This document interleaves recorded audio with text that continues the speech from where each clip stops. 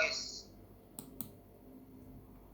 And then you see here is the literature, is analysis of economic literature. One chapter, like 20 pages, yeah, maybe 15 pages. And actually, she was writing about tariffs. She defines tariffs, then she analyzes what other scientists got about the implications of trade tariffs, and then she provided what other scientists got from their research, and she grouped this empirical evidence in 3 groups according to the statistical models they used. Partial and general equilibrium models, these models, what results were provided by partial and general equilibrium models, what results were provided from regression models, and also she made analysis of the Smooth-Folvey Act. And then it is methodology, and then the research results, presentation of research results, and the discussion on these results, and then conclusions. Neither introduction, no conclusions are numbered. The only thing that she didn't use graphs, different graphs, which improves the quality a lot. She just used couple, one diagram. When I insert the table, everything a little bit, I spoiled it, but doesn't matter. Also some formulas, and it's not the best example. I show another one. Don't save. Will stay.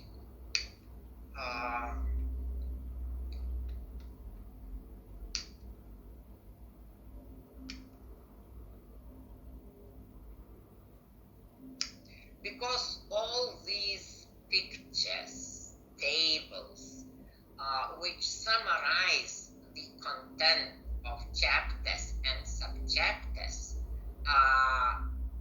help very much. At first, it helped to you to systematize, and also readers do not need to read just line by line, but when they look at the tables or pictures, it's already clear what the author, student, is speaking about. And here is, this paper is in Lithuanian language, but it doesn't matter. Just I want the same title page. Here the same introduction, and then theoretical part. First part is review and analysis of literature. What other scientists already researched and concluded on your topic.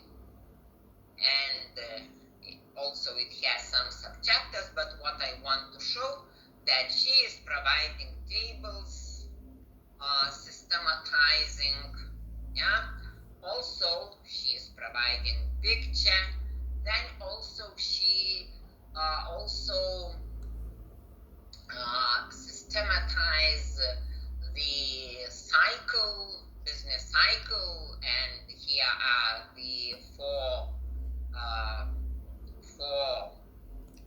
business cycle a description of the main features of these paths, because she was writing about business cycle synchronization. Here is classification of business cycle and relationship. Also, here are the factors of business cycle.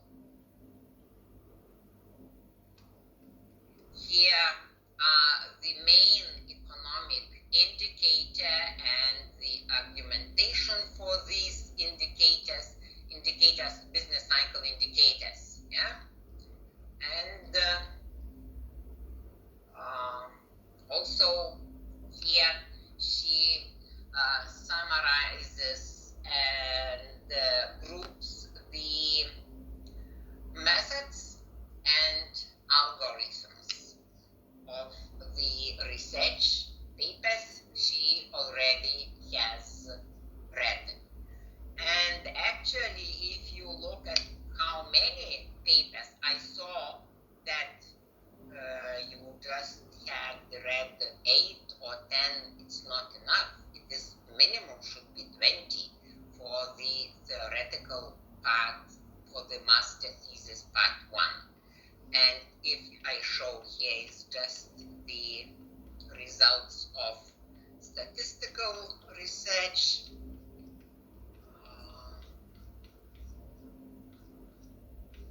Where is literature?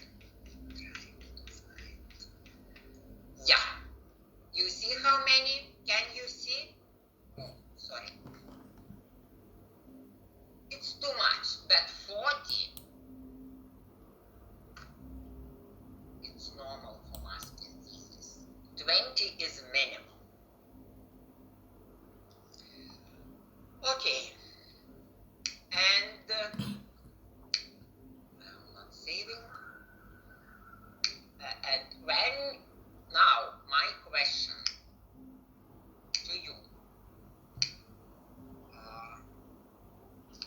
is it clear how the introduction should look like?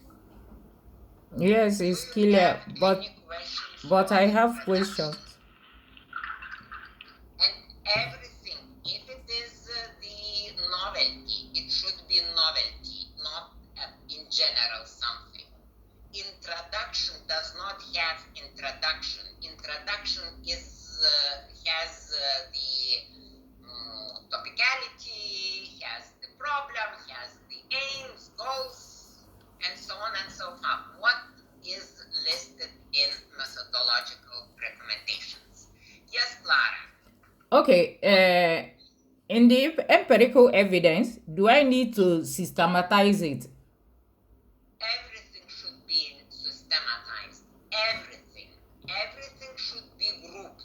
And these pictures and diagrams which I showed you, these groups the topic into according to different approaches, according to different characteristics. If you write literature analysis that A author said this, B author got that, and C author got this and this, and N author told something else, it won't be okay. Absolutely not okay. You have to have that. There are 3 approaches. For example, there are 3 approaches to GDP. Added value, expenditure, and income. And then next paragraph or next subchapter is about the first approach, and you cite the authors who are writing and using this approach. Next approach, let's say income approach, and then you are analyzing authors and comparing their opinions, contradicting their opinions, grouping their opinions, contrasting their opinions. And third approach, let's say, is expenditure approach, and then you analyze expenditure approach. And then you can put everything to prepare a picture which shows that GDP, which shows 3 approaches. I think, Timothy, to you also I think it was you for whom I was drawing that picture. Am I right? Yes. Yeah. And introduction should be very to the point. And actually, and you saw, every paragraph should be named. That's all. As it is written here. Yeah? Okay. The first paragraph, relevance of the topic, 1 or 2 paragraphs. Level of exploration of the topic, 1 or 2 paragraphs. And you bolding this and writing further. Yeah? Okay. You are bolding this. Okay. Dot, and then your arguments, why it is relevant. And after that, when you write these two paragraphs about the relevance, one good paragraph is enough. And then next day, you read and check whether you wrote what you wrote is about the relevance. The same with the level of exploration. It's very brief. It's like actually now authors discuss GDP from 3 approaches. First approach is analyze GDP and the growth of GDP by using 3 approaches. First approach is GDP according to expenditure, second according to that, to income, and the third approach is to value added. And the first group decides that and that, the second group argues that and that, the third group, and you also quote the authors, states that and that. And it will be 1 or 2 paragraphs. Enough.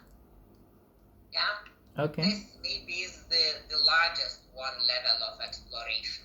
And later it is like the summary of your chapter of literature review. It's very, very summary of literature review. Literature review is like 15 pages, and that summary is just 1 or 2 paragraphs. Then what is new, actually, the novelty of your master thesis, I think I found in every introduction.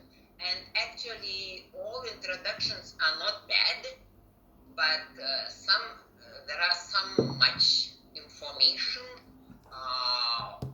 Where is the level of exploration of the topic? I saw 2 or 3 pages. No need. Your total introduction is 2-3 pages. You see here. Yeah, 2-3 pages. And you should comply with these main requirements. Yeah, it's better to write everything to the less, but everything to the topic, than to write a lot of idle words and sentences which just have no meanings. And when you read a lot, just the reader is missed what you wanted to say. Do you have more questions on introduction? No, everything is okay. Well, I have a question Okay, go about on. the empty project one. I do not understand what's meant to be there. Like, what is it a definite introduction or? You have to write introduction, and you have to write the analysis, the first chapter of the master thesis. You have to write the analysis of scientific literature. It is your chapter 1. I showed you.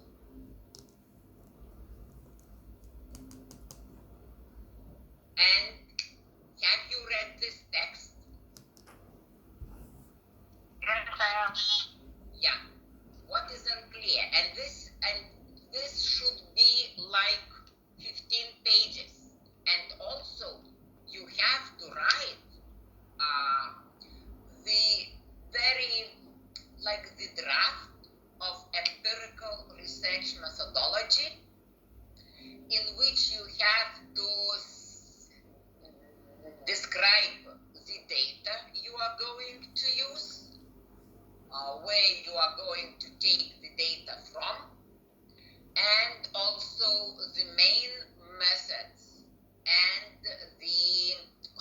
structures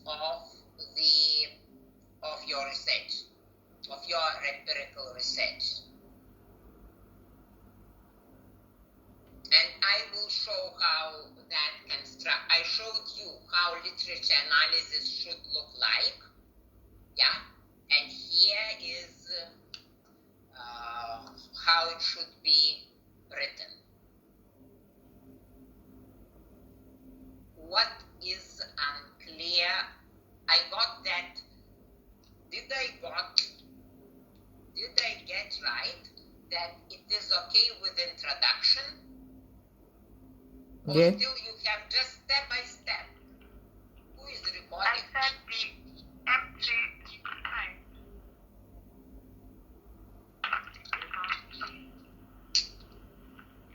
I said that MC Project 1 because for me you said you asked me my MC Project 1, but with the MC Project 1, with what you said to me, you said that to include introduction and